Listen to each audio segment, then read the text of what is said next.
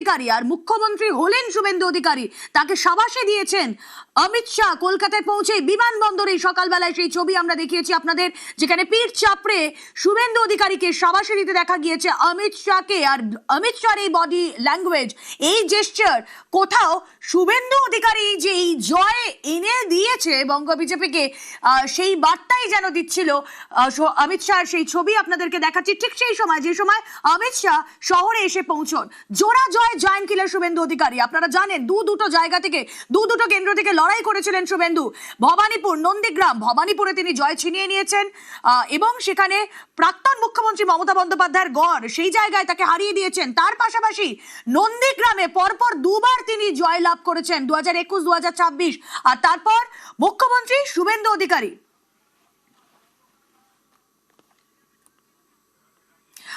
আমরা তৃণমূল আমলে দেখেছিলাম 2016তেও জয় পেয়েছিলেন শুভেন্দু অধিকারী। নন্দীগ্রাম, যেটা কিনা শুভেন্দু অধিকারীর গড়, 2016 নন্দীগ্রামে জয় ছিনিয়ে আনেন শুভেন্দু অধিকারী। তারপরে বিজেপিতে যোগদান তিনি 2020-তে, এবং 2020-র পর 2021-এর বিধানসভা নির্বাচন, 2020 ডিসেম্বরে যোগ দেওয়ার পর 2021-এর মার্চে বিধানসভা নির্বাচন, আর সেই সময়ও তিনি মমতা বন্দ্যোপাধ্যায়কে হারিয়ে জয় লাভ করেন। আর তারপর এবারও নন্দীগ্রাম থেকে জয় পেয়েছেন শুভেন্দু অধিকারী। আর অবশ্যই বলতে হয় ভবানীপুর কেন্দ্র, হেভিওয়েট কেন্দ্র, সেখানে প্রেস্টিজ ফাইট ছিল, বিপরীতে ছিলেন তার প্রতিদ্বন্দ্বী মমতা বন্দ্যোপাধ্যায়, তাকেও হারিয়ে দেন শুভেন্দু অধিকারী। আর অতঃপর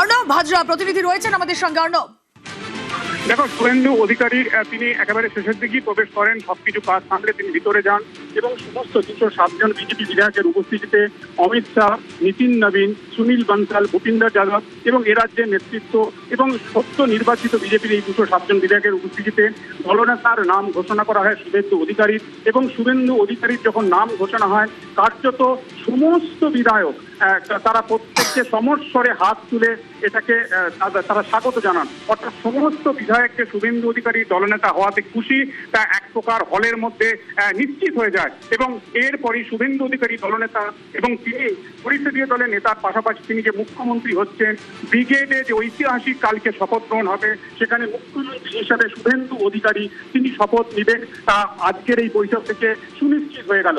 এর পাশাপাশি এখনো পর্যন্ত গুরুত্বপূর্ণ ক্যাবিনেট মিনিস্টার কারা হতে পারেন, ডেপুটি চিফ মিনিস্টার কারা হতে পারেন, সে বিষয় নিয়ে আলোচনা হওয়ার মতো একটা পরিস্থিতি রয়েছে, কিন্তু তাই নিয়ে কিন্তু এখনো নির্দিষ্ট কিছু ঘোষণা করা হয়নি। তবে শুভেন্দু অধিকারী যে নামটা নিয়ে বারবার মানুষের আগ্রহ ছিল, কে হচ্ছেন রাজ্যের মুখ্যমন্ত্রী, এই হিউজ ম্যান্ডেট 207 বিধায়ক নিয়ে 2/3 সংখ্যা গরিষ্ঠতা নিয়ে এ রাজ্যে বিজেপি ক্ষমতায় এসছে, তাদের মুখ কে হচ্ছে, মুখ্যমন্ত্রী কে হচ্ছেন, তা শুরুতেই বৈঠকের শুরুতে অমিত শাহ আসার পরই ঠিক হয়ে গেল। এবং শুভেন্দু অধিকারী হচ্ছেন রাজ্যের মুখ্যমন্ত্রী, কাল তিনি বিজেপি থেকে শপথ নেবেন। এবং এক্ষেত্রে শুভেন্দু অধিকারীর জন্য 3টি বিষয় খুব গুরুত্ব সহকারে কাজ করেছে। এক, তার লড়াকু মানসিকতা, তার রেকর্ড, যেভাবে তিনি জিতে এসছেন। এবারও 3বারের নন্দীগ্রামের বিধায়ক, তিনি ভবানীপুরে এবার মমতা বন্দ্যোপাধ্যায়কে তার মাঠে হারিয়েছেন 15,000-এর বেশি ভোটে। শুধু তাই নয়, তিনি সাংসদ ছিলেন, তিনি লক্ষণ শেঠের সঙ্গে প্রতিদ্বন্দ্বিতা করেছেন। এই বিভিন্ন বিষয়, অর্থাৎ সংসদীয় রীতিনীতি এবং পরিষদীয় দল বা পরিষদীয় রাজনীতি সম্পর্কে তার যে সম্যক ধারণা, সেটা তাকে এগিয়ে রেখেছে। একই সঙ্গে গত 5 বছর বিধানসভায় বিরোধী দলনেতা হয়ে 77 জন বিধায়ক জিতেছিল 2021 সালে বিজেপির এ রাজ্যে। সেই 77 জন বিধায়কের মধ্যে অনেকেই দল বদল করে তৃণমূল কংগ্রেসে যান, কিন্তু সেই 77-এর সংখ্যাটা এমন একটা পরিস্থিতি তৈরি হয়েছিল মাঝে, যে 77-কে নামতে কোথায় পৌঁছে যাবে বিশ্বাস করতে পারছিল না। দলের মধ্যেও একটা চোরা স্রোত ছিল সেই সময় বিজেপির মধ্যে।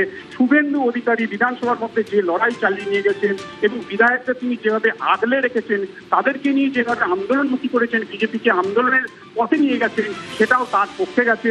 এর পাশাপাশি এই অলিন্দ রাইটার্স বিল্ডিং বলো, বা একই সঙ্গে তুমি যদি নবান্নের কথা বলো, এই যে অ্যাডমিনিস্ট্রেশন সামলানোর দক্ষতা, পুলিশ আইসিএফ লেভেলে তার সামলানোর দক্ষতা, এটাও কিন্তু তাকে এগিয়ে রেখেছে।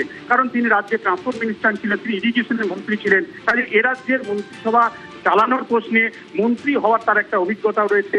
এই বিষয়গুলি নিয়েই শুভেন্দু অধিকারী এগিয়ে ছিলেন এবং সেটাই আজ বৈঠক থেকে সিদ্ধান্ত হিসেবে গৃহীত হলো। শুভেন্দু অধিকারী হলেন রাজ্যের পরবর্তী মুখ্যমন্ত্রী, যার শিলমোহর পড়ল বিশ্ববঙ্গ এই কনভেনশন সেন্টারে অমিত শাহের উপস্থিতিতে, এই বিজেপির নির্বাচিত বিধায়কদের উপস্থিতিতে, এবং দলমত যারা বিধায়ক ছিলেন প্রত্যেককে এই সিদ্ধান্তে সমর্থন জানান, স্বাগত জানান। অনেকে হাত তুলে এই সিদ্ধান্তে স্বাগত বা তাদের অভিবাদন জানান। অর্ণব, তুমি আমাদের সঙ্গে থাকো। আরো একবার আমাদের দর্শকদের জানিয়ে রাখি, শুভেন্দু অধিকারী রাজ্যের মুখ্যমন্ত্রী। শাহী বৈঠকে নাম ঘোষণা হলো মুখ্যমন্ত্রী শুভেন্দু অধিকারী। পশ্চিমবঙ্গে প্রথম বিজেপি সরকার, আর প্রথম বিজেপি সরকারের প্রথম মুখ্যমন্ত্রী রাজ্যে শুভেন্দু অধিকারী।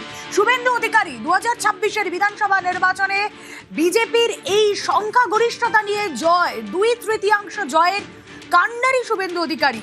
2021-2026 বিজেপির হয়ে তিনি যখন লড়াই করেছেন, জয় ছিনিয়ে এনেছেন নন্দীগ্রাম থেকে, তিনি এবার লড়াই করলেন ভবানীপুর থেকে, মমতা বন্দ্যোপাধ্যায়কে হারিয়ে দিলেন তিনি দুটি কেন্দ্র থেকে জয়লাভ করলেন এবার। আর তার আগেও আমরা দেখেছি 2016 নন্দীগ্রাম থেকে জয়লাভ করেছিলেন শুভেন্দু অধিকারী। শুভেন্দু অধিকারী দীর্ঘদিনের তার দপ্তর সামলানো, তার মন্ত্রিসভায় থাকার অভিজ্ঞতা রয়েছে, বিভিন্ন দপ্তর তিনি সামলেছেন।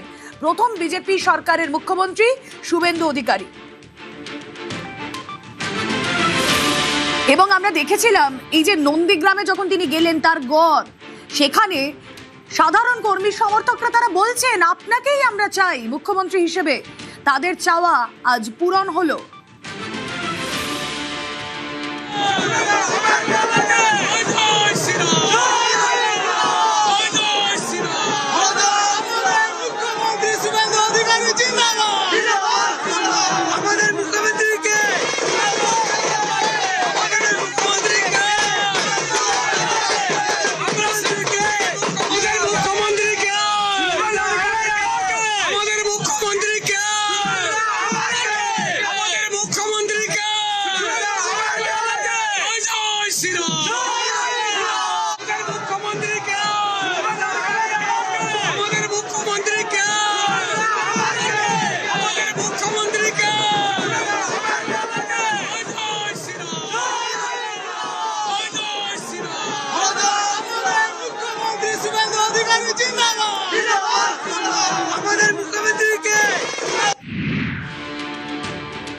জয়ের পর নন্দীগ্রামে যখন তিনি প্রথমবার যান, আর সেখানে গিয়েই তাকে ঘিরে বিজেপি কর্মী সমর্থকরা আবদার করেন যে হ্যাঁ, তাকে মুখ্যমন্ত্রী হিসেবে দেখতে চান।